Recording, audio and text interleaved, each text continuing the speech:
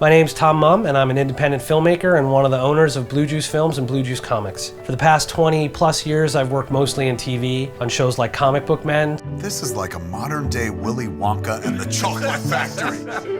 Survivor.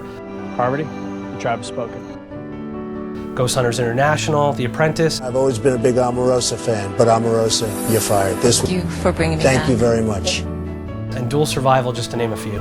I'm Mike Mosconi, and I'm one of the owners of Blue Juice Films. I also own a production company in downtown Melbourne called Digital Zoetrope Productions that does commercials, corporate videos, and TV shows. I've been coming to the Melbourne Independent Filmmakers Festival since the very beginning. In 1998, I made a wacky, low-budget short film called Action News 13 to be selected for the very first MIFF. Who knew that we'd be here 20 years later celebrating this special anniversary? We formed Blue Juice Films in 2000 when we made a 20-minute short film called The Treaty, which was directed by Mike Horan. In 2002, we premiered it at the MIFF to a packed house at the Henniger Center. Maggie!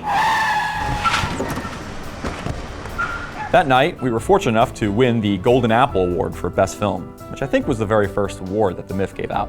Winning that award at MIFF opened up so many doors for us. Within days, we were selected into the Fort Lauderdale International Film Festival, and The Treaty enjoyed a 3-year festival run.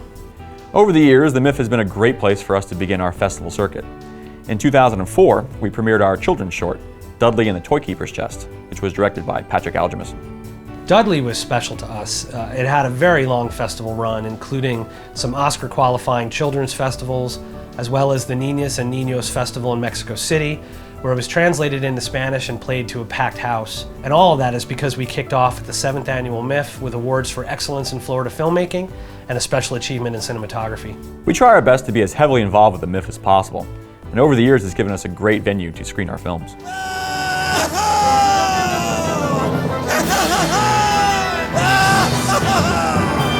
Blue Juice has really grown alongside the MIFF, from our music videos, short films, TV shows, and documentaries. Thanks to the success we've had on the film side, we expanded our business with Blue Juice Comics, publishing acclaimed books like The Accelerators, Anne Bonny, and Ether and Empire. And we definitely owe part of our success to the connections we've made at the MIFF. I'm so proud of what the MIFF has been able to accomplish over the past 20 years. It started as a way to get our film shown to the public and has grown into an annual event that brings the community together, and it gives back to charity. The MIFF has been a staple in the filmmaking community in Brevard County for 20 years, and Blue Juice Films is very proud to have been a part of it since the beginning.